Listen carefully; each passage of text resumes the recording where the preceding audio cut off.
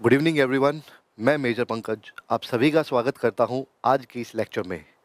आज का जो लेक्चर का टॉपिक रहेगा वो रहेगा ई काउंसलिंग ऑफ सैनिक स्कूल्स, जो 18 जनवरी को क्लास 6 और क्लास 9 के लिए सैनिक स्कूल का जो एग्ज़ाम कंडक्ट किया गया था, उसका ई काउंसलिंग का जो पोर्टल है, ऑप्शन है, वो ओपन हो चुका है। और इसकी लास्ट डेट 21 फेब रहेगी, यानी 21 फरवरी तक आपको रजिस्ट्रेशन करना है। जनरली पहले क्या होता था, पहले जब आप फॉर्म फिल करते थे तो उस टाइम पे हम अपना एक चॉइस, सेंटर चॉइस फिल करते थे और उसके बेस पे ही आपकी मेरिट लिस्ट में जो कट ऑफ जाती थी उसके बेस पे ही आपकी बुलाया जाता था।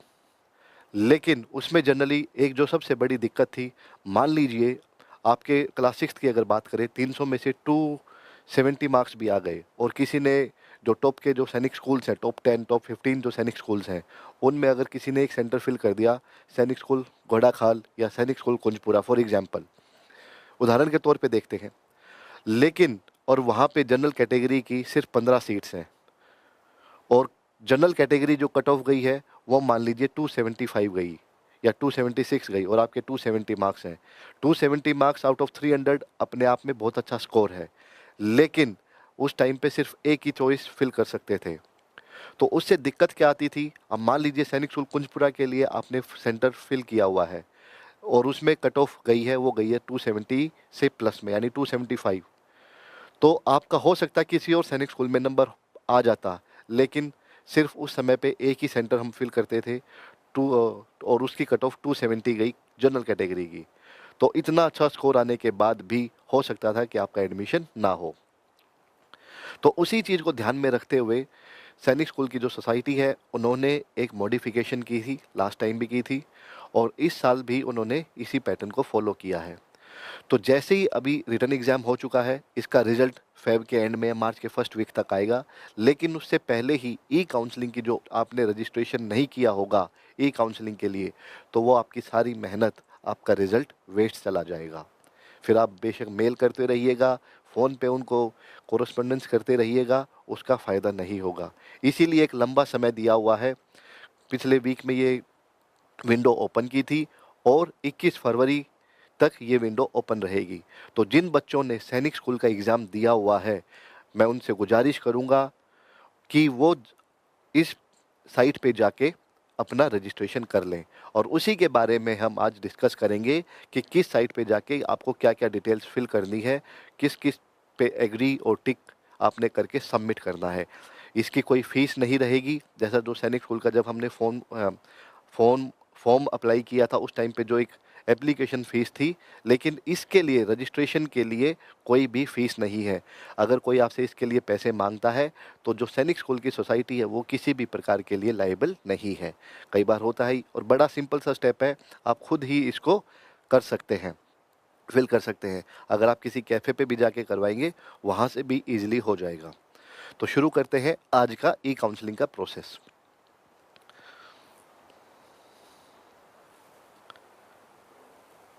इससे पहले कुछ इन्फॉर्मेशन हम आपको शेयर करते हैं, जो हमने शुक्रवार को बबीता मैम के साथ एक लेक्चर लिया था। उसमें हमने बताया था कि हम अपना क्लास 6 के लिए ऑनलाइन बैच लेके आ रहे हैं 4 फरवरी से और उसमें हमने डिक्लेयर भी किया था कि फर्स्ट 100 एडमिशन्स के लिए इसकी फ़ीस 2999 रहेगी और आप लोगों के प्यार स्नेह से हमारे वो एडमिशन्स फ़िल हो चुके हैं। लेकिन काफ़ी पेरेंट्स के अभी भी मैसेज, कॉल आ रहे हैं, तो इस चीज़ को हमने 2 दिन के लिए और एक्सटेंड कर दिया है इस ऑफ़र को। तो 4 फरवरी तक, यानी आज 2 तारीख है, 2, 3 और 4 तारीख की शाम तक ये ऑफ़र वैलिड रहेगा। 2999 में आप ये कोर्स कंप्लीट ईयर के लिए लाइव कोर्स ले सकते हैं। लेकिन 5 तारीख की सुबह से ही इस कोर्स की फ़ीस 4999 हो जाएगी। तो जो बच्चे इंटरेस्टेड हैं, माता-पिता चाहते हैं कि उनके बच्चे इस कोर्स का अगर सेवाएँ लेना चाहते हैं, तो आज ही एनरोल कीजिए और इस ऐप को परचेज़ कर सकते हैं ऑनलाइन में। जनरली उसका प्रोसेस मैंने पिछली बार भी बताया था।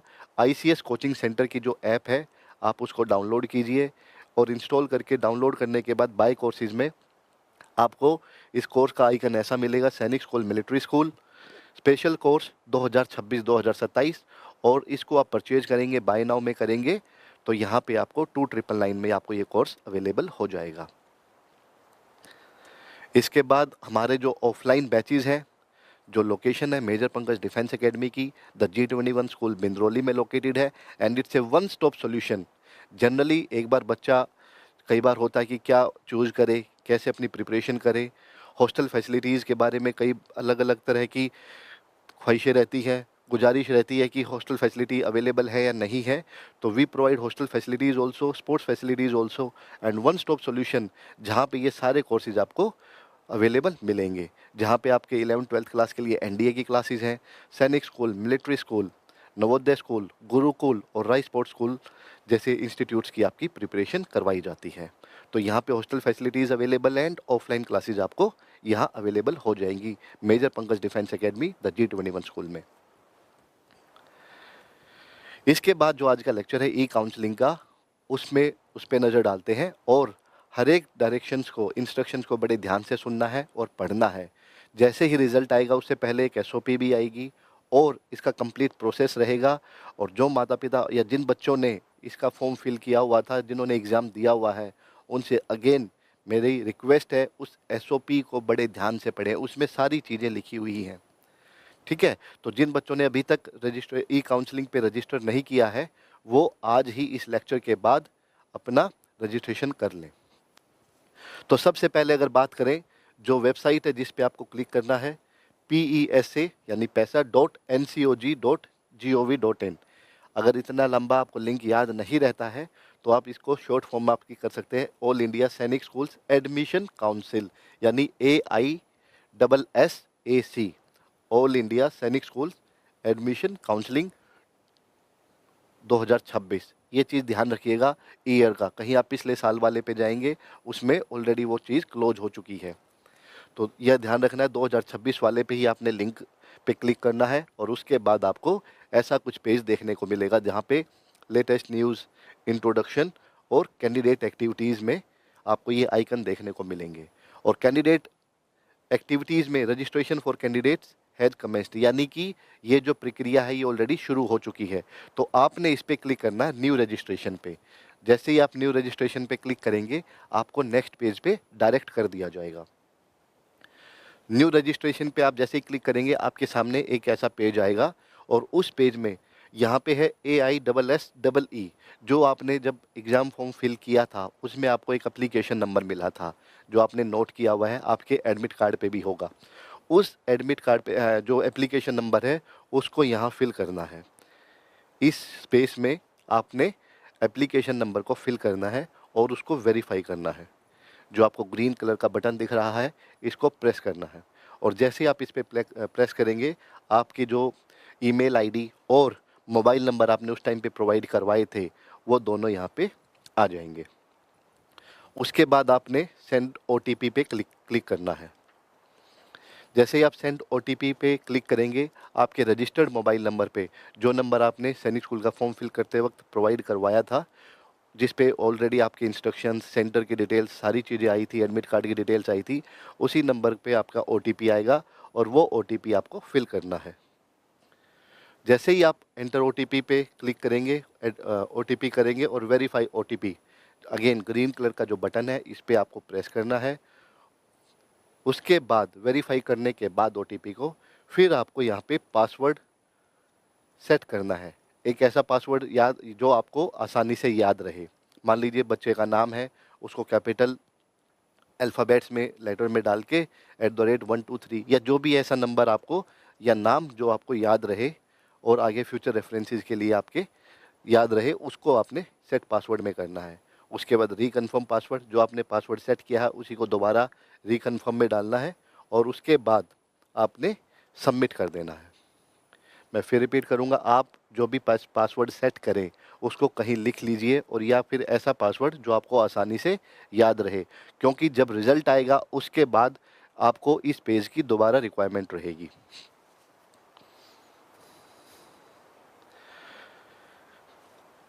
वो सबमिट करने के बाद दोबारा से एक ऐसा पेज आएगा जिस पे आपको यूज़र नेम, जो आपका एप्लीकेशन नंबर है, जो सैनिक स्कूल का एप्लीकेशन नंबर जो आपको प्रोवाइड करवाया गया था वो यहाँ पे फिल करना है और पासवर्ड जो आपने पासवर्ड सेट किया है उस पासवर्ड को यहाँ पे फिल करना है और उसके बाद जो कैप्चा इस बॉक्स में कैप्चा दिया होगा उसको एंटर करके और आपने यहाँ पे क्लिक करना साइन इन पे।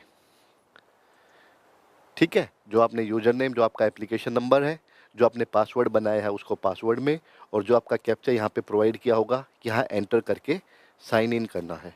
साइन इन करने के बाद फिर आपको आगे डायरेक्ट किया जाएगा। यहाँ पे आ जाएगा डिक्लेरेशन। ध्यान दीजिएगा, आपने बेसिक डिटेल्स फिल की, एप्लीकेशन नंबर डाला, उसके बाद फिर आपका एप्लीकेशन नंबर डालने के बाद पासवर्ड डाला, कैप्चा, और साइन इन करने के बाद आपका ये पेज आ जाएगा डिक्लेरेशन का। डिक्लेरेशन में आपको यहाँ पे कुछ गाइडलाइंस दी हुई है, जिसमें बेसिक इंस्ट्रक्शंस हैं, जिसमें आपको ये चीज़ें बताई गई हैं, जो आप डिक्लेरेशन एक तरफ से अपनी तरफ से घोषणा पत्र देते हैं कि मैंने ये सारी चीज़ें, मैंने सारी इंस्ट्रक्शंस पढ़ ली है, और अगर इसमें कोई भी ऐसी चीज़ गलत पाई जाती है तो मेरा एडमिशन कैंसिल किया जा सकता है।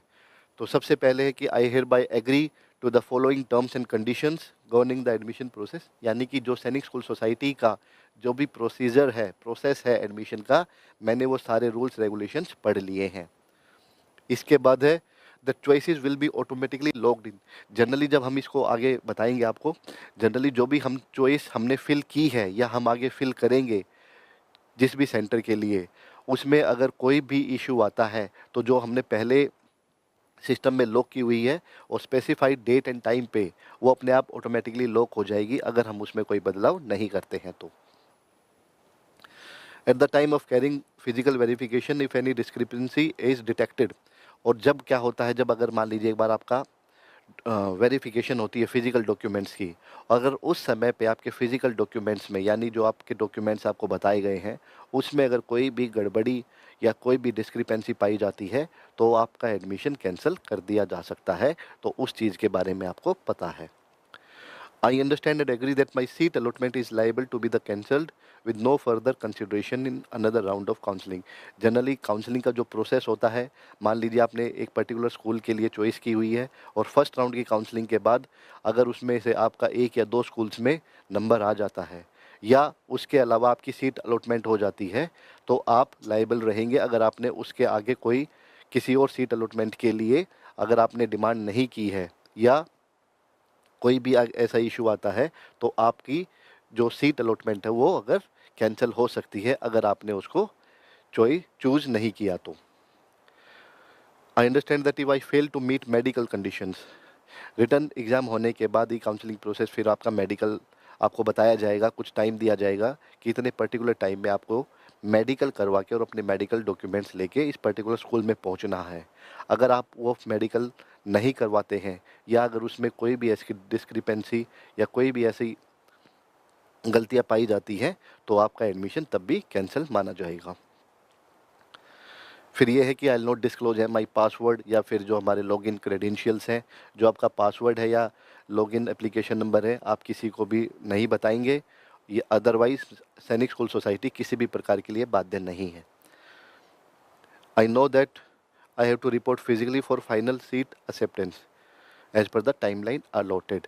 यानी जब अगर आपको एक सीट अलॉट हो गई, एक पर्टिकुलर स्कूल में आपका एडमिशन हो गया है, आपको उसका पूरा फीस स्ट्रक्चर पता चल गया है, और अगर आप वो चीज़ वहाँ पे रिपोर्ट फिजिकली नहीं करते हैं तब भी आपका एडमिशन कैंसिल माना जाएगा। तो ये बेसिक गाइडलाइंस है, बेसिक इंस्ट्रक्शंस हैं। जब आप फॉर्म फिल करेंगे तो एक बार दोबारा इनको पढ़ लीजिएगा और उसके बाद यहाँ पे आई एग्री पे आपको क्लिक करना है। आई रिपीट, ये सारी इंस्ट्रक्शंस पढ़ के डिक्लेरेशन के रूप में आपको आई एग्री पे क्लिक करना है, और जैसे ही आप आई एग्री पे क्लिक करेंगे उसके बाद एक ऐसा पेज आपको देखने को मिलेगा जिसमें आपकी personal details, candidate's name, father's name, mother name, date of birth, class, category, gender, domicile, AR and CG, generally जो आपका एरिया स्पेसिफाइड है, यदि होम स्टेट या अदर देन होम स्टेट। उसके बाद ये डिटेल्स आपको ऑटोमेटिकली फिल हुई मिलेंगी। AISS जो आपका एप्लीकेशन नंबर है वो फिल हुई मिलेगी।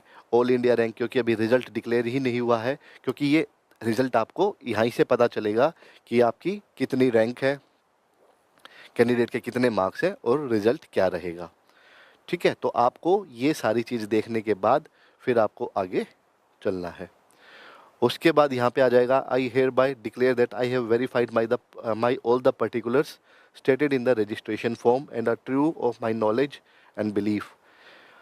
I understand that if any of the information provided by me is found to be false at any time, my candidature shall be cancelled and I shall be debarred from admission.